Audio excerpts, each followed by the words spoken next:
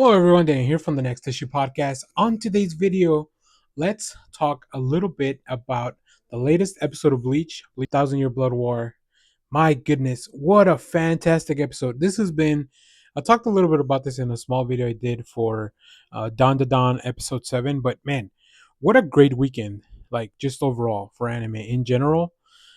We have some really really good stuff happening, and this was like just above and beyond anything I was expecting.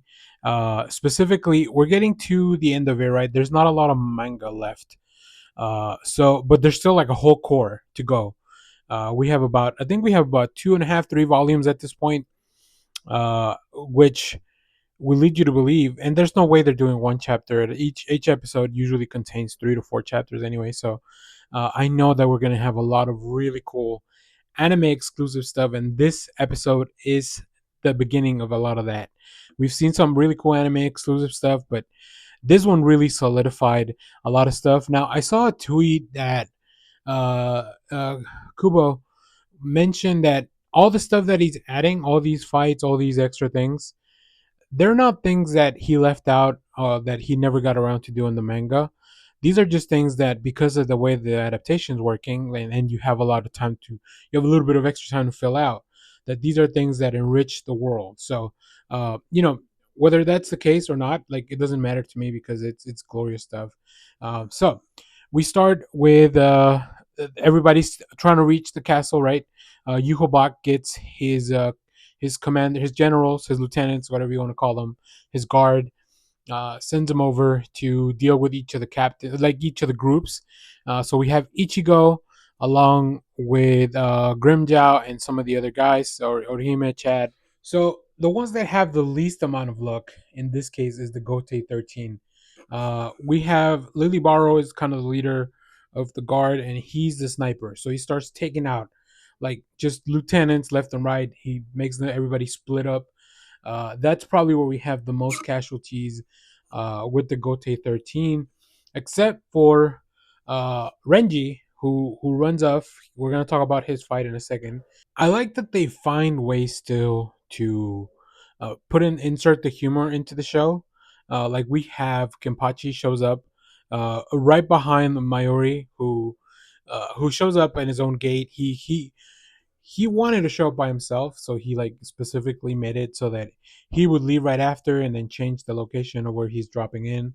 But Kenpachi, really funny, like he stayed behind. He was using the restroom, so him and his a couple of his lieutenants and Mayori show up at the same time, and the conversation between these two is always very interesting because it's they don't like each other. You could tell they don't like each other, but obviously they're kind of part of the same team, so they have to put up with each other. So these two are off to go to the castle. I think their fight's coming up. I believe they're gonna end up fighting Pernita. One of the two will fight Pernita. So we also have another really funny thing where Gerard Valkyrie, the one that looks kind of like Thor, he goes in one direction and nobody's there. Like he's the one that doesn't get to fight anybody right off the bat. So I thought that was really funny. So we don't see Pernita do anything this time around. But we do have, like I mentioned, Lily Barrow. And then Askin is the one that runs into Ichigo and Grimjow and his group. And obviously, Grimjow takes chase because he's Grimjow. He wants to get the kill. He's looking for a fight. And we know that Askin's ability allows him to poison people. So he ends up poisoning um, Grimjow after a chase, and this is where Bleachigo and him are probably going to face off in the next episode. But to the main event, the thing that really put this episode over the top, we have a just an amazing fight, anime exclusive between Renji and Uryu, and they go all out. We get to see so many new things that Renji can do with his Bankai that we had never really seen before. And then Uryu's powers are really put to the test. It's such an amazing fight. I don't even have the words to describe it. Just the animation looks fantastic, and I really really enjoyed what we had going on there. It's just one of the coolest fights we've seen, especially in Core Three. I feel like a lot of this core has been, let's set up a few things. We had a little bit of Yuobach and Ichigo, which was great, we had a little bit of Uryu and Ichigo. That was great. But man, this fight really can tell. Like they are taking things up to the next level. So, yeah, very exciting stuff.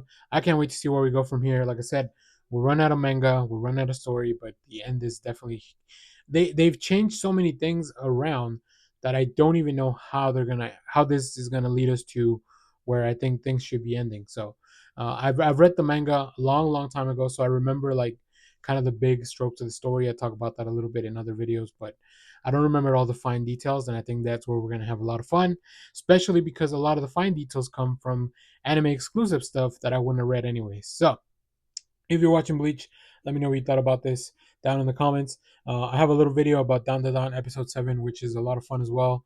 Also, another little video about Blue Lock. I believe also episode 7 of season 2. Man, episode 7 is just killing it this season. So, yeah, stay tuned for that. I talk a little bit about anime. I don't watch a lot, but definitely enjoying what I'm watching so far. Even Dragon Ball Daima had a really fun fight this week. So, uh, thank you for watching, everyone. Remember to share, like, subscribe, hit the bell so you know when we go live. That is most Saturdays, 10 a.m. Central Standard Time. And stay tuned. We have more comic reviews, trailer reactions, TV recaps, all that fun stuff in the channel. Thanks for watching, everyone. Bye bye.